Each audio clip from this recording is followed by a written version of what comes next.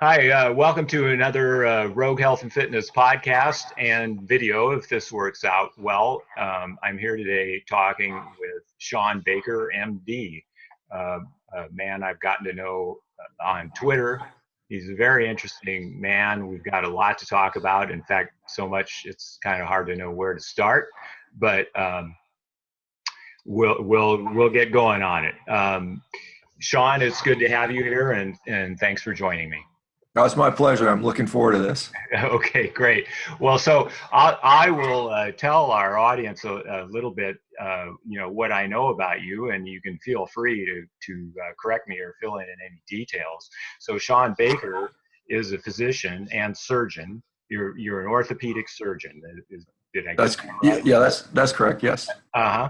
And he is also of great interest to our audience. He's a world record holding athlete in his age group, age 50.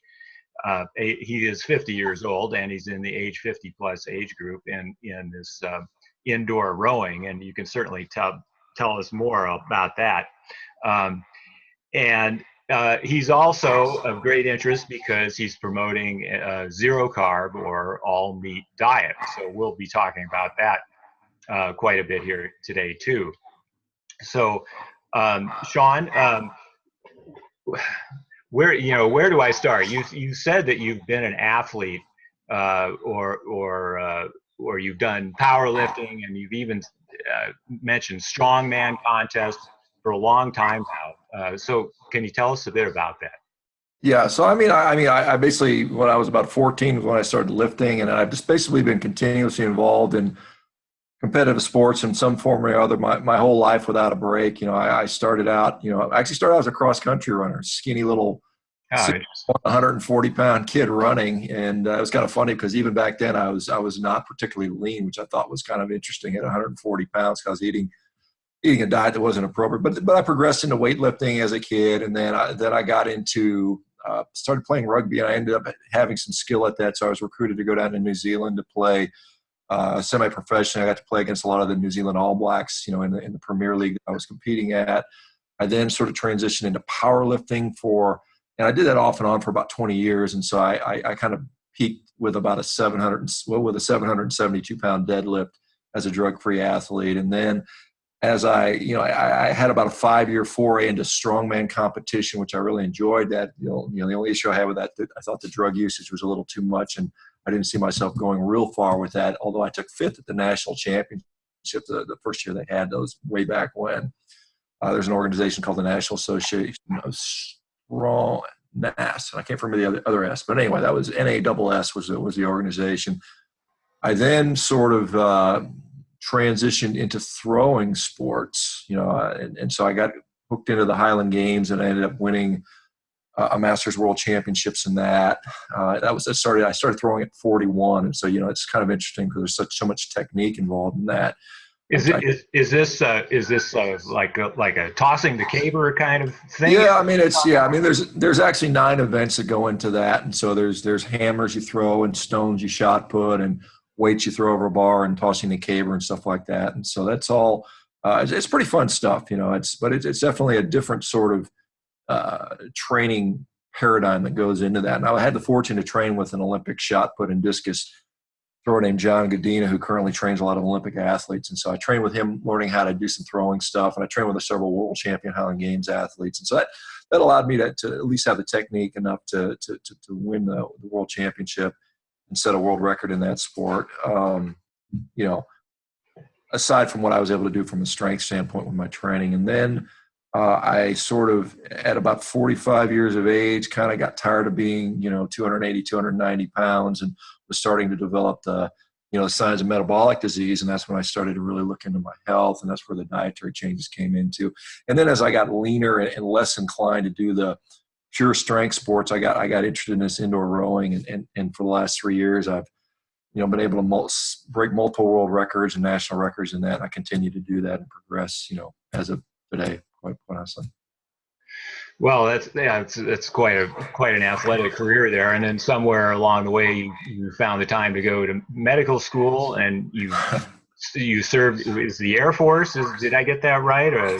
Yeah, I mean, I had two, it's kind of interesting. I had two stints in the airport. You know, when I got back from New Zealand playing rugby, I wanted to continue that. And this was in the early 1990s. And the U.S. was pretty weak when it came to organized rugby, but the military had a pretty decent program. So I entered the military. I ended up being a nuclear weapons launch officer, and I did that for about 5 years. But I played rugby for the Armed Forces team. So I was on the, the all Air Force team and the all combined service team. So that was in addition to some other team. I played for a team in Denver, and so I did that. And then I kind of got tired of getting my head kicked. And I remember I was at the bottom of what we call a ruck, and there was this guy just teeing off on my head with his foot, and I had blood coming out of my ears. And I was 30 years old. I'm like, I'm kind of tired of this stuff. So I went back to medical school. The Air Force was kind enough to pay for it for me.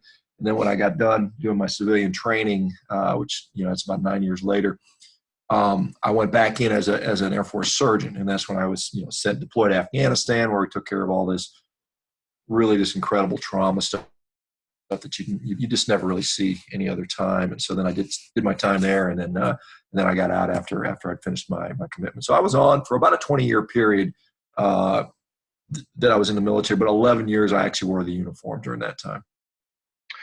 And so with regard to your training, and I want to talk a little bit about both your training and your athletic goals. Sure. So here you are, you find yourself at the age of 50, and also I guess it would be of interest to our listeners, and see if I got this right. You're 6'5" and about 240 pounds. Yeah, that's what I'm at right now, or give or take a couple pounds depending on my last meal. But yeah, that's pretty much where I hang out. Right. So you're a big guy. I can see where rugby you fit well in rugby teams. Yeah, pretty formidable.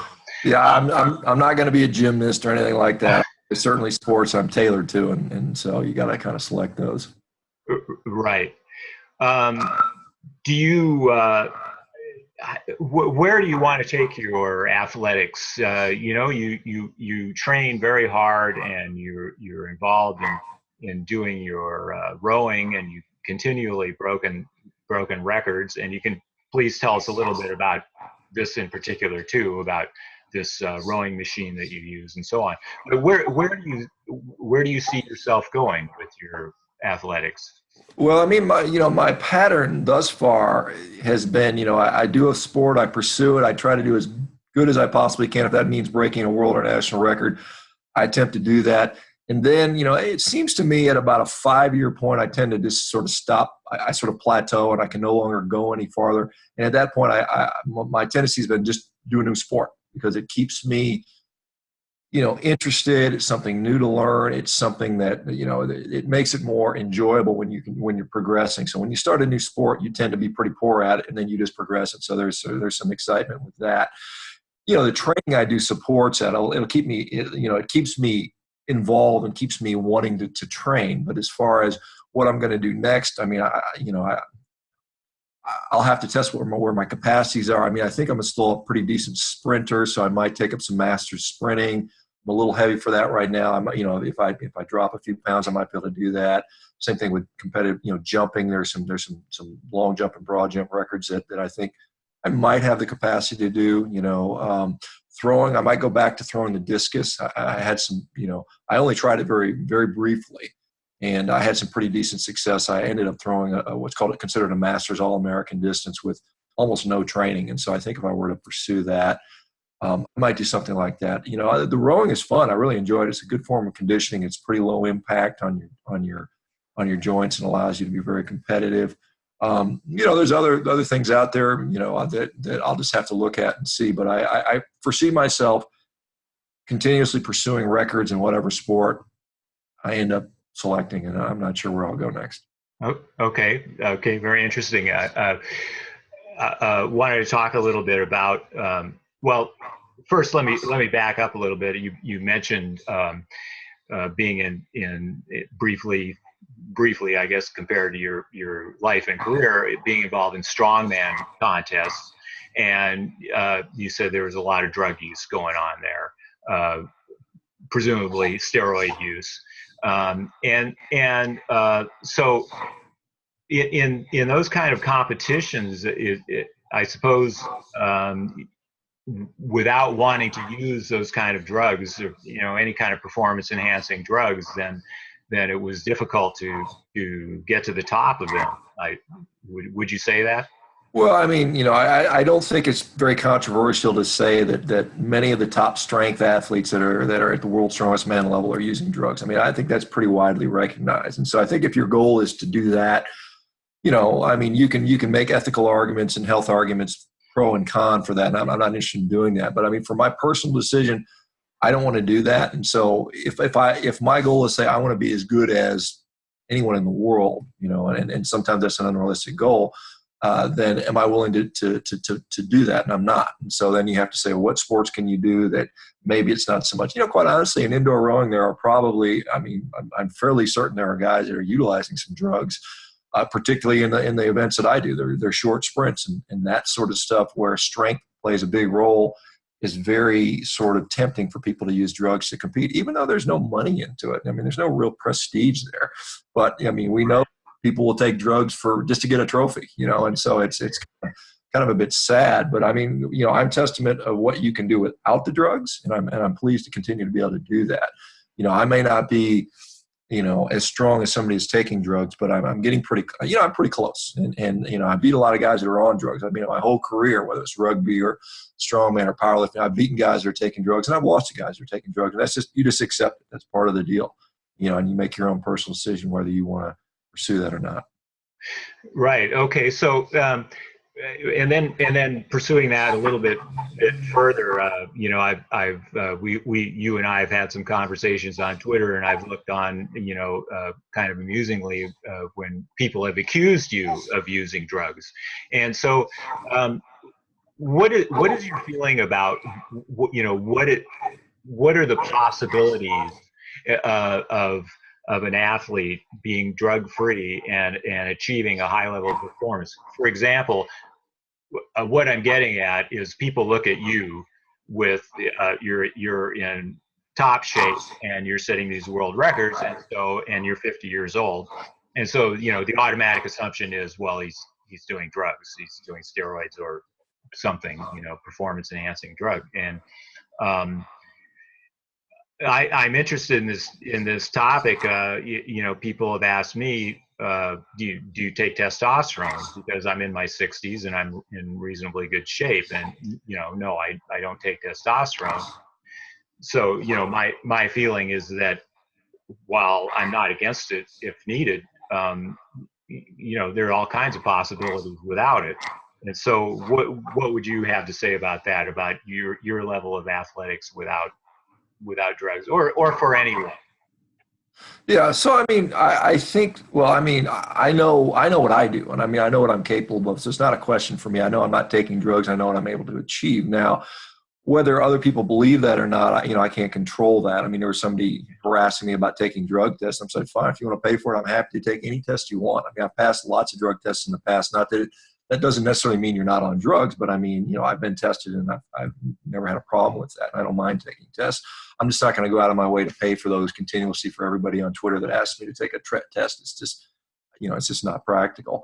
But, I've known, in strength for some guys that I'm pretty convinced we're clean, that we're not using drugs, that have achieved some very, very, high levels of strength and athletic performance. I think, if you want to take the time to do that, you can do that. I mean, there's a guy named Brad Gillingham who's a super heavyweight powerlifter who was deadlifting upper 800 pounds. I think he hit 865, and he might be even more at this point, which is very impressive. Now, there's guys that do more than that.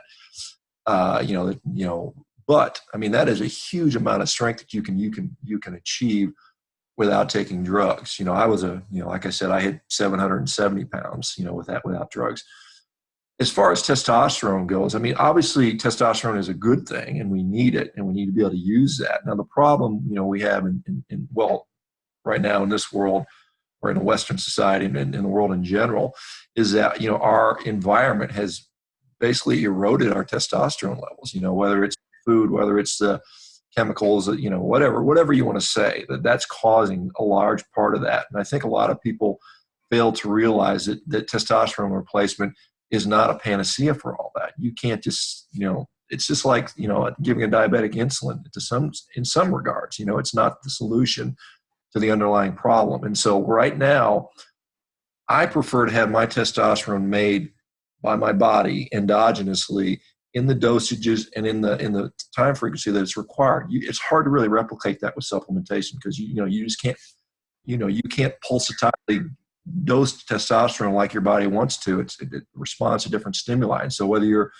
injecting once a week or putting cream on once a day, you're not going to get the same dose response. And so I just don't think it's ideal. And I think a lot of people, when they get into that, they find that they have to, steroid user in particular, they find that they have to continually up the dose to get the same effect. And, there's probably some downregulation of the sensitivity of the receptor, just like there is in diabetes with the insulin resistance. So you probably sort of develop a bit of an androgen resistance to constantly seeing excess androgen. And so you downregulate those receptors, and so all of a sudden that system doesn't work as well. And so the more you can preserve that, now it takes a lot of work.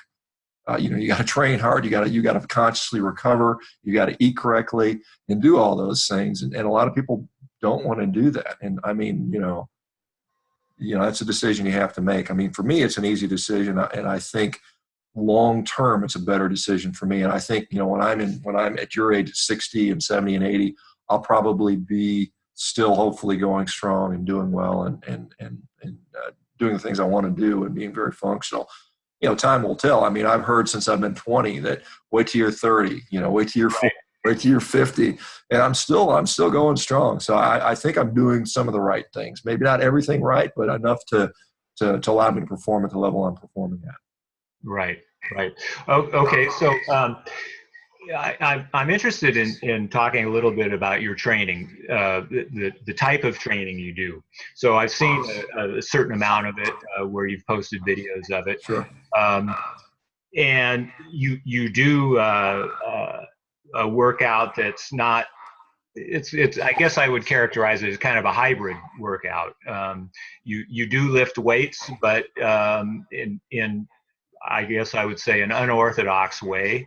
As far as you and you have told me this before, you're not going for pure hypertrophy, and you're also aspects of your workout have a high intensity aspect to it. You do high intensity training. So could you speak a little bit to how you mix your workouts, what you emphasize, and how you decide what you're going to do. I mean, just for example, myself, I'm more of a pure weightlifter. So I have my routine. I go into the gym and I lift weights.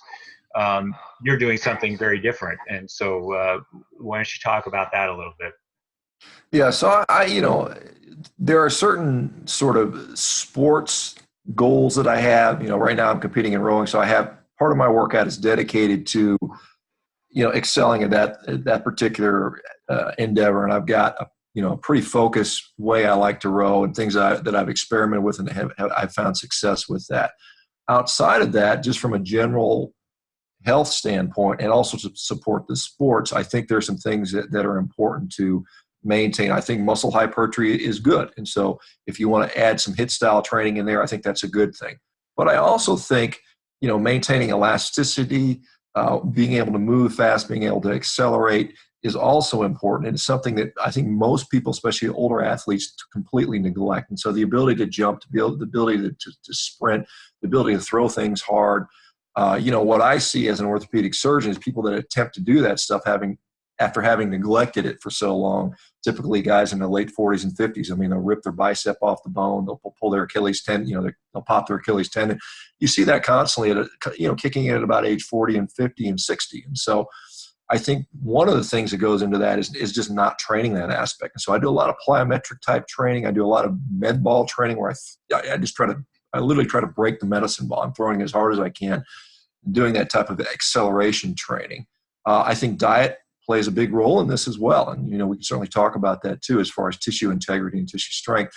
But, like I said, so I also like my conditioning, so I think the high intensity interval type training or the short bursts of really high output stuff is very important. I'm not a big fan of doing the long, slow cardio. There's people that will advocate that depending on what their sport is. If you're a marathon runner, you're going to have to do some endurance training. There's no doubt about it.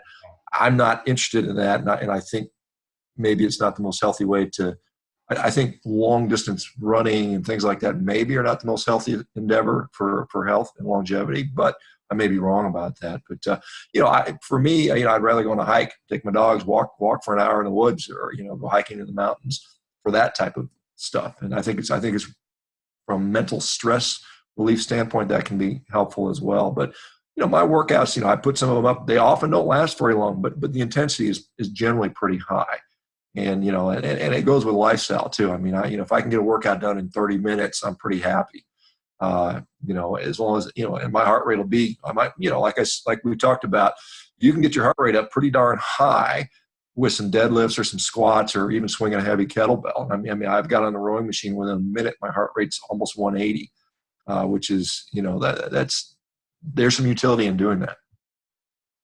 Yes, absolutely. It seems to fit well with your rowing. I mean, the rowing, as you say, requires both strength and that high intensity burst of high, that requires a high VO2 max and a high heart rate and everything.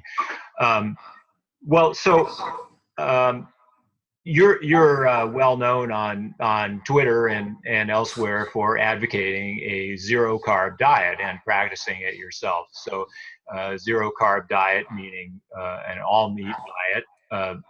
Generally, you can fill in the details here. That's my understanding, that it's all meat. How did you get into that? How did you used to eat? Why did you decide that zero carb would be a good way to go, and how did all that happen? Yeah, so like I said, when I was about 45, when I was starting to develop signs of aging or metabolic disease, which I think a lot of aging sort of is based on. I started looking inward and saying, hey, I'm a doctor, I'm an athlete, this should not be happening to me, I'm smarter than that. And so I started to take really prior to that, I was like, I can eat whatever I want because I'm exercising hard. And then that worked as long as it did, and then it didn't work anymore. I was still running sprints and lifting hard, and I was putting on excess body fat and developing, hypertension and sleep apnea, and all these things were starting to creep up on me. And I'm kind of a meathead, but I'm not completely stupid. So I was like, okay, let's fix this. And so I did the thing that I thought was the right thing at the time, was up the aerobic exercise and decrease the calories. And that did work. I mean, it's not to say that can't work. I was working out 3 times a day. I mean, I was, jumping rope like a maniac. My caloric intake was probably half of what I was taking. And so I lost weight, but I mean, literally I didn't feel very good. I was leaner and lighter, but I didn't feel very good.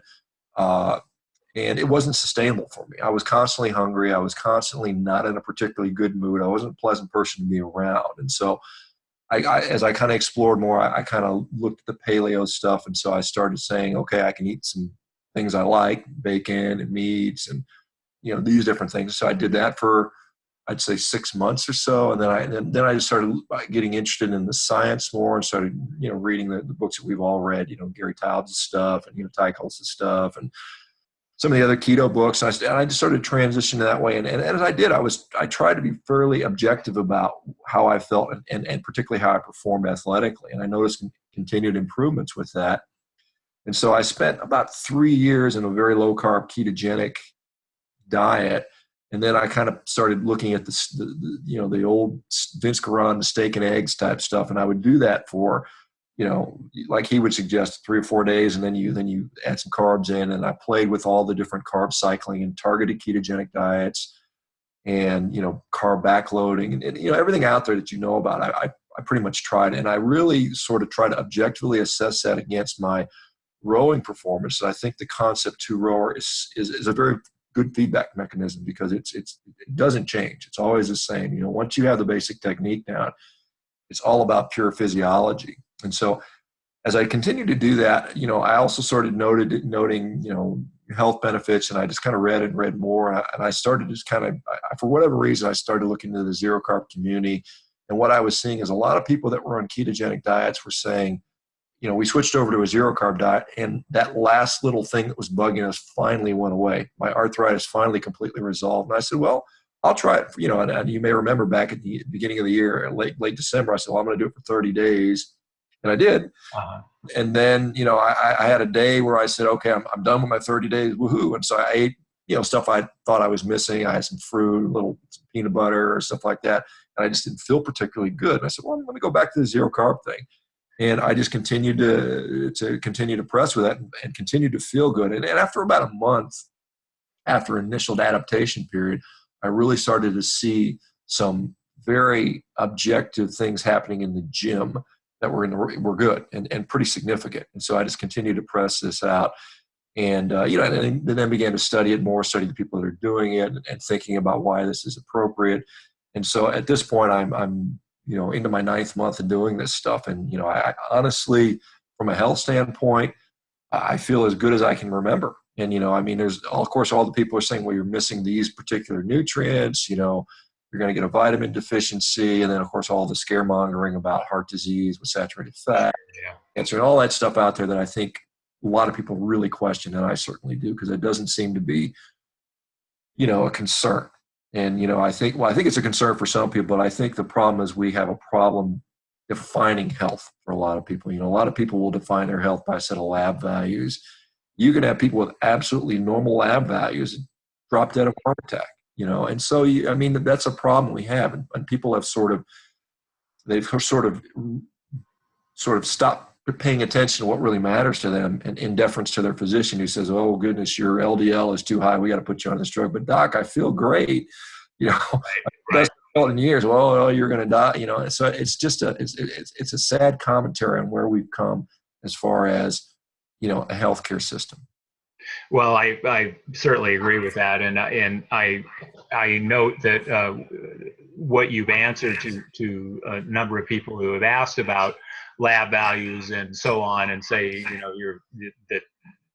this all meat diet isn't good for you, is that you wouldn't be setting world records if you weren't very healthy. And I agree with that.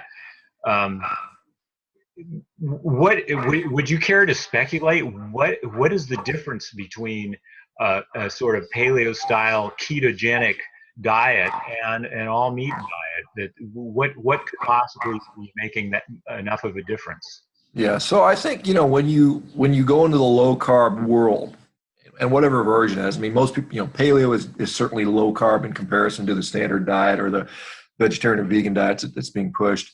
Certainly, low carb, high fat diets are, and so are, ketogenic diets, obviously, and the carnivore diet obviously is an extreme example of that. But anytime you look at any of those diets, and a lot of people get healthier on them, and so there's a general reduction in carbohydrates, specifically refined grains and sugar seem to be the first things that are cut out. So I think that's a big step and an important step for a lot of people.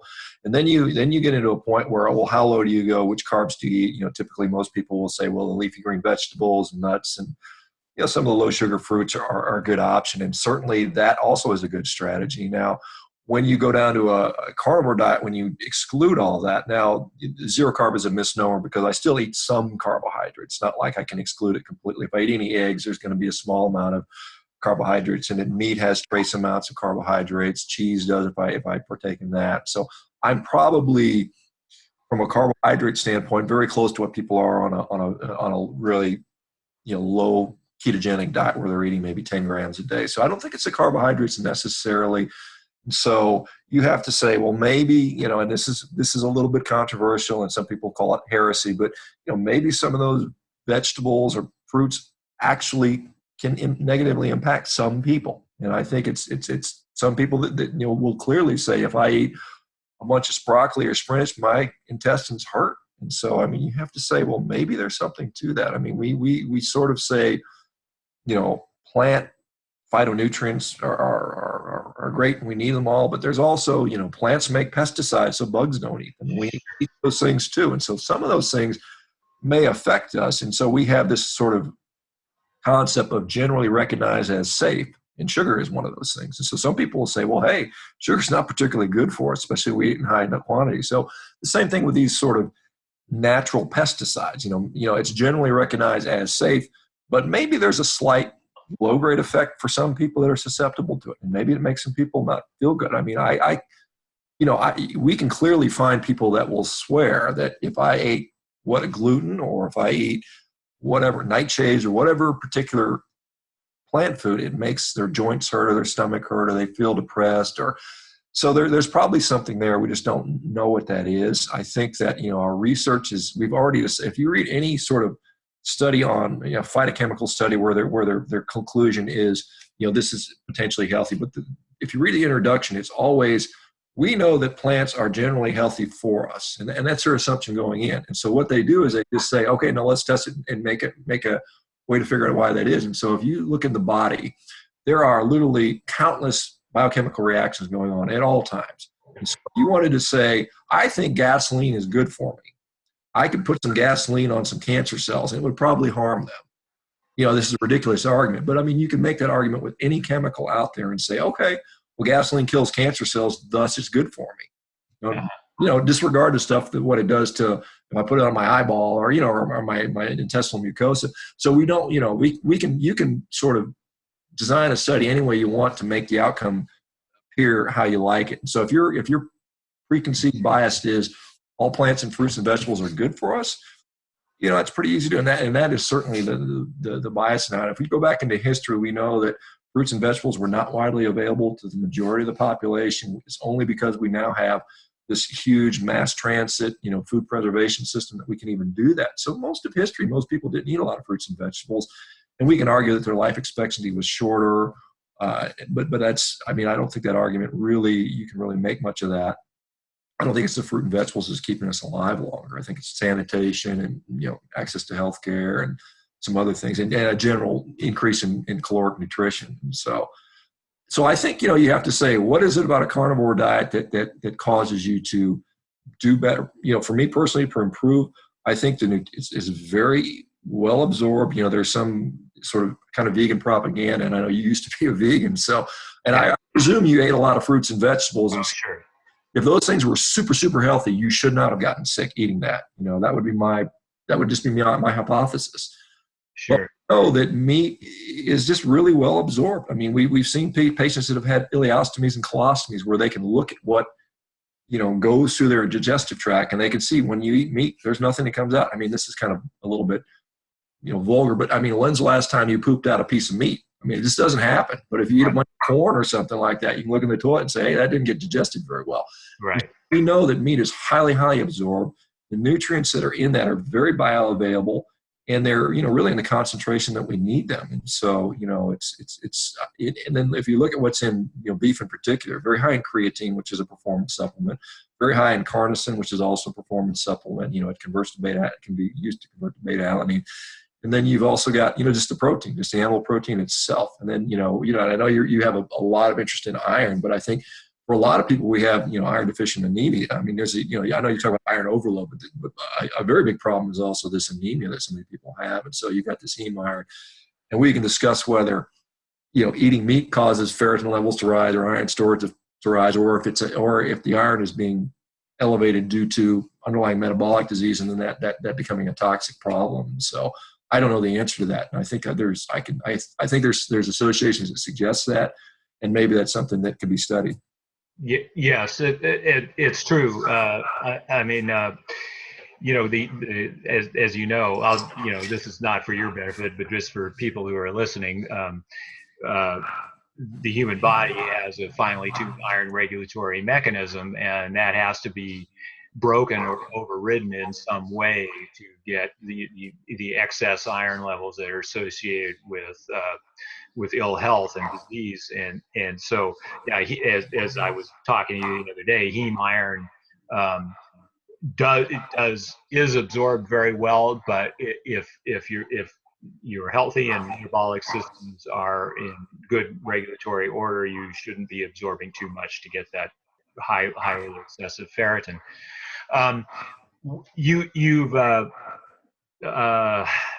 eat beef, And so, and actually, uh, under your influence, I've been eating quite a bit more of it myself. I took a look at what I was eating. I was eating a fair amount of chicken, and I think, well, it's very popular. A lot of people eat plenty of chicken. It's cheap and all that. Um, and so I decided, well, maybe that wasn't such a good thing, and I've just way cut back on it. And I've been finding that I've been eating a lot more beef. So you eat pretty much exclusively, or I don't know, maybe 90% of what you eat, Yeah. something like that. And can you explain a little bit about that? Well, I think, I mean, I think, and I put up a sort of a statistic the other day that, our beef consumption in this country has dropped pretty dramatically over the last 40 years. We went from an average of about 90 pounds per person down to about 50 pounds per person. But at the same time, our poultry consumption has gone up almost to the same level. And so, we're eating about the same amount of meat, but the sort of the makeup of that is less beef, more chicken. I think chicken is probably not as nutritious overall. I think chickens have a harder time sort of taking what they eat. Depending on what they eat, they're more susceptible to it. And I think what ends up in their meat is probably more harmful, whereas cows seem to be able to handle that stuff without it showing up in their meat. And so if you want to look at it just from omega-6 ratio, and we think there's some level of problem with omega-6, especially in the quantities we consume them in, but certainly pork and chicken are much higher than meat, whether it's grass-fed or grain-fed. So grain-fed meat is quite a bit lower in omega-6 than chicken or pork is. And so you can make that argument. But I mean, honestly, chicken, as a carnivore, and most people will say that, they'll say chicken just doesn't do much for me. It's not particularly satiating.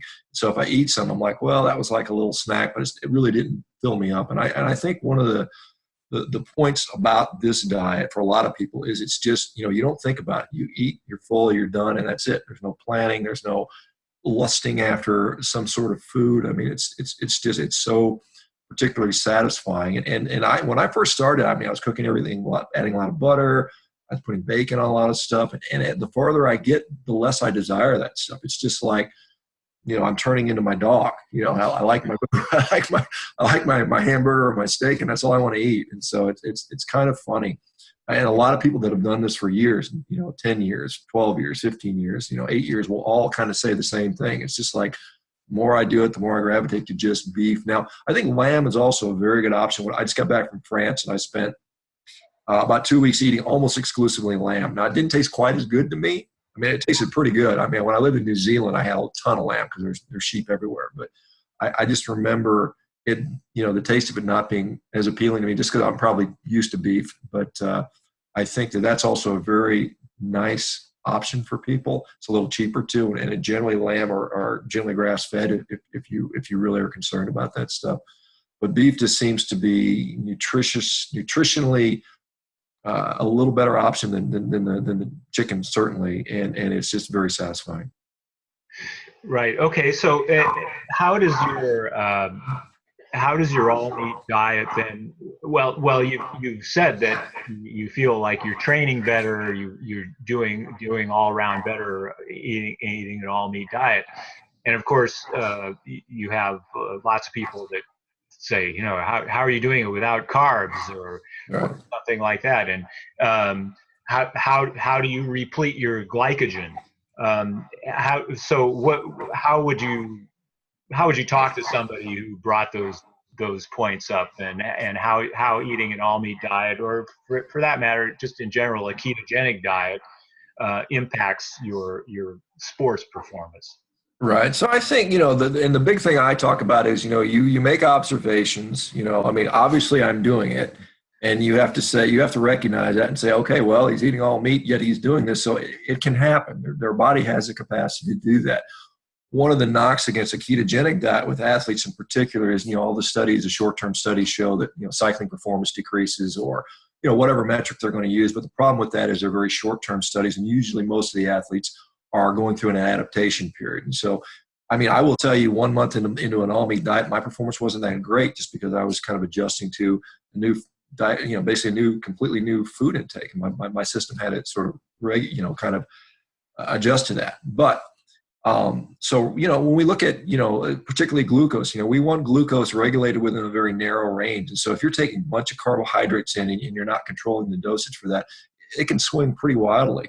If you're relying on things like gluconeogenesis, or if you're relying on, maybe lactate recycling through a Cori cycle or something like that, the body has a little more control over that because it knows what it's got and it can adjust that pretty nicely. And I think somebody made a nice point that it's a very important aspect of human biochemistry and it's very tightly regulated. And so when you're relying on gluconeogenesis to do that, then it can be, there's more control in that. When you're giving these massive doses of carbohydrates, that's when you get these wild fluctuations, which your body, quite honestly, can't deal with very well. And that's why we have all these people with disease. But as far as, performance goes, I mean, I certainly, if you were to muscle biopsy me, I'm absolutely certain I would have glycogen in my muscles, despite not eating any real appreciative carbs in basically years now.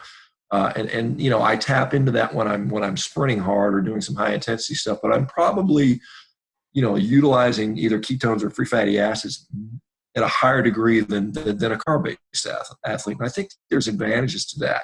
One of the knocks is you can't hit high gear.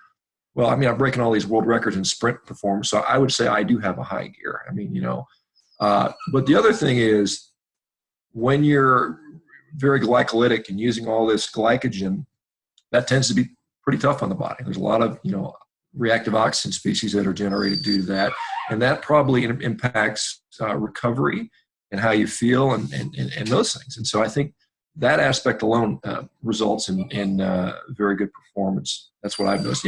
Besides the health things I've noticed with better joints, hang on, Dennis, I've got somebody at my door. Sorry about that. Okay, sure. Hang on, sorry. Hey guys, I'm still doing an interview. Can you play outside for another 20 minutes or so? Bye. Sorry, my little boy that showed up and I didn't. Okay, yeah, not a problem. So we were talking about, just, in general, like I said, as an orthopedic surgeon, I'm pretty in tune with joint pain and musculoskeletal pain. And I noticed, pretty clearly that these little aches and pains that I continue to have even while on a ketogenic diet just cleared up. And so that, again, allowed me the capacity to train harder and more frequently. My recovery is very good. I've seen some other people note the same thing. Again, this all needs to be studied. But I, like I said, I've only got my personal experience to draw from at this point. As you're aware, we've started n=many.com. Right. And so, yes, by all means, go ahead and tell us about that. I was going to ask you about it. Right. And so, basically one of the knocks to all this is, everybody just says, well, you're just, you're an outlier. This is an n=1 experiment. It's interesting, but we don't really care about it. It's not science. And so my thought was, well, let's take a bunch of people that are doing the same thing and let's see what happens if they all do the same thing and they all get, we don't know what the results are going to be, but assuming there's a trend, then we can start to say, well, maybe there's something really there and we should look at this more. And so we're about to kick off this all meat 90-day experiment with, right now we have about 350 people ready to go at this. And we're going to actually, I just announced the date. We're going to start on August 15th. And so Matt Mayer, who is my partner in crime in this, has developed a really nice software tracking tool, which we're going to continue to adjust, but allows us to record a lot of data and track that as we go. And then we'll be able to sort of, divvy out the data as we go. Now, the other nice thing is, even though there's 350 people starting, that tracking database is going to allow people to add in later. So if 2 months from now you want to say, hey, I'd like to try this, so then you can put your data in there, and then all of a sudden that database will continue to grow and grow and grow. And so if we start getting, more and more people, 500, 1,000, 10,000 people that all want to do this, all of a sudden we have a huge, huge database, and we can say, okay, look, everybody, 78% of the people that did this noted a production hemoglobin A1C or whatever, or it raised it. We don't know. So, but we have this huge database that people are all doing the same protocol. I mean, I think in my mind, that's a pretty decent starting point. Now, you can, the guys at Harvard or some of these other people may critique certain aspects of it, and that's completely fine. But I think the people that are concerned will realize this is not industry funded. It's not biased. It's just people coming together and saying, hey, let's figure some of this stuff out. And it's designed for other protocols too. So like in your particular case, if you have a particular question about ferritin, you want to say, what do I think impacts it? You could certainly come to the website and say, hey, this is my idea for a protocol. We could discuss it, design it. We can adjust the app to record what you want to record, and then just crowdsource it and say, hey, who wants to participate? And then all of a sudden, if you get 500 people that say, I'd like to see what eating whatever does to my ferritin, and do that for 60 days or 30 days, we can quickly get some data. And so I think it's a nice tool that I think we have for doing things that industry is not going to fund. I mean, no is not going to fund this study, and so I think that's the neat thing about this, and I'm pretty excited about it. I'm excited about the initial willingness for that many people to do this, and 350 people is no longer just an N equals 1 in my mind. I mean, that's a pretty big sample size. So, are you looking for the data that you're looking for? Are you looking for lab data? What? Yeah, so we're going to be assessing a number of things. Some of these things are going to be subjective, and we're going to scale those on different things. So it might be, one of the big things about a zero-carb diet is, you can't have a bowel movement. We're going to track some of that. We're going to track sleep quality. Sexual function is another thing that the vegans say, meat causes you not to be able to have erections. And so we may track some of that stuff. We'll track indices of mental health, depression, energy. These are all subjective things we'll drop in at different periods. And then there's some lab testing that we are actually partnering with some labs to get people discounted labs. And so that's one of the utilities of joining this, is you can get your labs done at a much cheaper rate than you would on your own, by kind of a group discount. And so that's what we're hoping, that people will be willing to sort of join our protocols and say, look, I want to do this. I want to test it out. There's already a protocol set up for me to follow if I'm interested in that particular one, or design my own and put it to the test.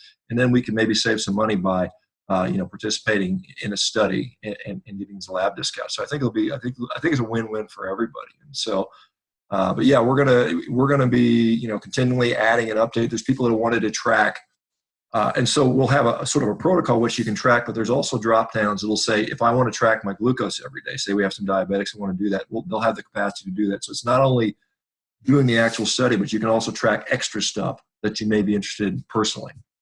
So I think that's the nice part about this. Right. Very, very interesting. As far as the zero carb diet, and sort of the general population, I mean, do you feel that this would be, I mean, I have my opinion on it, and it's affirmative, but do you feel that this would be a good health solution for many people out there? People who are overweight, or older people who might be getting frail, for example, or anybody else that's having problems, health problems. Well, I think certainly it could be helpful for many people. I think we certainly have a frailty epidemic to sort of run parallel to our obesity epidemic. A lot of those obese patients have osteoarthritis or osteoporosis and weak muscle, as well as being obese. There's a lot of thin people that are very frail. And so I think one of the problems we have is we have a deficiency in protein, and animal protein in particular.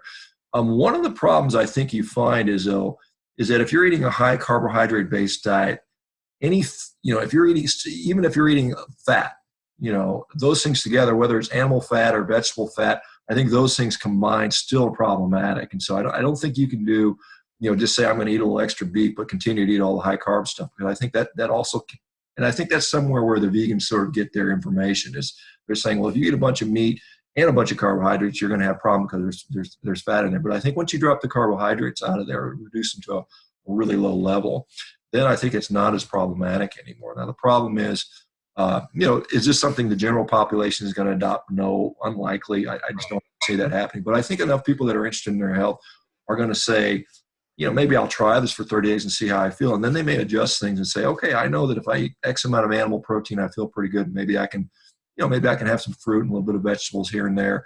And that's a pretty good mix for me. But people right now are scared to death of red meat. I mean, we've got this, certainly decades and actually even centuries of sort of the demonization of red meat. Of course it's associated with, animal death, and there's the ethical arguments that go with that. I mean, I know as a vegan, you probably are well versed in those things, but when we look at it realistically, I I just kind of was estimating my total. I've eaten probably 1,000 pounds of beef this year, and so probably that's 2 cows. And if I look at it as strict, how many animals died because I was still alive? Now, if you're eating a lot of soybean-based products, there's going to be animals that are killed in that process too. I mean, it's just where you decide you want to plant your flag. And I think people that make the ethical argument are saying that a cow's life is worth more than a whatever. Quite honestly, we go back to poultry. Chickens are probably taking it the hardest, as far as their living conditions are. So eating beef is probably far more ethical than eating chickens, if you just want to use that argument there. But can the general population adopt it? Anybody could, certainly. I think old people, my dad, I just put up my dad just started this about a month ago, and he's 74. And I mean, it's literally, his blood pressure dropped 30 or 40 points in a month. And, he's struggling to get off blood pressure pills for decades, and it's like, okay, Dad, you're gonna have to get off your blood pressure med. And he's already, it's literally revitalizing him very quickly. And I think it's this concentrated nutrition that so many people have lacked for so many years. When you're eating this high carbohydrate, refined food, high calorie, but low nutrient food, I mean, your body is literally starving for nutrition. And it's cannibalizing its own tissue as we age, to where if you look at an autopsy on an older person, their brains have shrunk, their kidneys have shrunk, their muscles have shrunk, their bones are osteoporotic. And so they're just basically leaching out all this material just so they can support function. And so I think by eating these high nutrient dense animal products, you can mitigate that largely. Yes, very, very interesting. Now, did I get you were going to be writing about this? Are you writing a book or? Yeah, so I was approached, I want to say February, by another long-term carnivore by the name of Seyfeddin Ammous, he's an economics professor in Beirut, and he's been doing this for a while. He's writing a book on Bitcoin. I guess I don't know much about cryptocurrency, but it's the thing he's big into, so I'm sure I'll get an education on that. But right now I'm up in the Pacific Northwest, and this month I've sort of taken off and dedicated to doing that. So he's going to meet with me. We're going to spend some time together, sort of try to develop most of it, try to get most of this done, and then go from there. And I know you've written, I guess, 4 or 5 books more now, so I might have to get some advice from you how to do this. It's an issue. I've never done anything like this before, so we'll see what goes on. But like I said, it's unfortunately, I'd like to say I could use all this scientific evidence to support everything I say, but it's just not been done. That's the problem with that. So you just have to say, well, this potentially is what's going on, but we don't have the science to back it up yet. And so that's right. Have his observation, and we can have evolutionary theory, and we can look at anatomy, and we can look at biochemistry, and just say, hey, look, this is what's going on. This is what we think is going on. It remains to be proven. I think it should. What I hope it does is just make people question things, and that's what I'm doing. I'm just saying, hey, I'm making these observations, and they don't jibe with what the current dogma says, and so I either think I'm imagining things, or I kind of have to question the dogma. And I think that's what most people should do. I mean, we've got a sick population out there, and is getting sicker by the week. And I don't think the answer is going more and more plant-based. I mean, we're already 70 to 75% plant-based as it is. And I think the more we go there, it's just going the wrong direction. So I hope some people will look at this and maybe put the brakes on and say, wait a minute, just like we didn't do in the 1970s with the whole demonization of fat. We had this, Senator McGovern saying, well, I got to make a decision. I don't have time for the science. Well, we're on the precipice again saying, we've got these people at Meatless Monday and Arnold Schwarzenegger promoting that, and all these big places saying, we're going to go plant-based. We're going to go plant-based. Maybe we'll be taxing beef next after sugar, and all those things. And so, we're sort of making that decision without examining the science, or at least not giving it a fair chance. And I think hopefully maybe writing a book, doing these N=many studies will at least sort of put some doubt in some people's mind, where we can, maybe look at it in under a bigger microscope. Right. I can certainly agree with you that, this message of even just backing away a little bit from the zero carb, but just the idea of eating more meat and cutting the carbs, to me, it's just by now it's common sense, but, for the general public, it's a message that doesn't resonate very well. People are very reluctant to hear that. They put down that bagel, and you might be a lot healthier, and then you get all this cholesterol and all this kind of stuff from people. And I will say one thing. You noted that I've written a few books. I will say one thing for writing a book, that Twitter's a big distraction. Yes, definitely. So that's something I always had to be wary of. Well, Shawn, I wanted to thank you for coming and talking to me today. Very interesting conversation, and you're on Twitter at Shawn Baker MD. Is that? It's actually just S Baker MD. S Baker MD, and the website for your this new study is N equals many.